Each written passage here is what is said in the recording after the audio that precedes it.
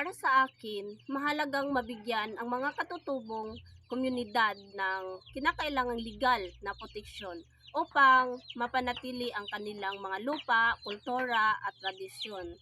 Ang pagkilala at paggalang sa mga karapatan ng mga katutubong tao, indigenous people, ay pangunahing bahagi ng panlipunang katarungan at karapatang pantao. Ang pagpapatupad ng anumang batas, lalo na ang mga batas na naglalayong protektahan ang mga karapatan ng mga indigenous people, ay nangangailangan ng malinaw at epektibong mga hakbang tulad ng edukasyon at kamalayan. Mahalagang maipaliwanag sa lahat ng mga stakeholder kasama na ang mga katutubong komunidad ang mga detalye ng batas.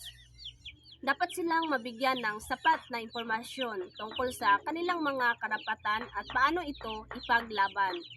Gayunpaman, ang tagumpay ng ganitong batas ay magiging depende sa epektibong pagpapatupad nito na tinitiyak na tunay itong makikinabang sa mga indigenous community na layunin nitong protektahan.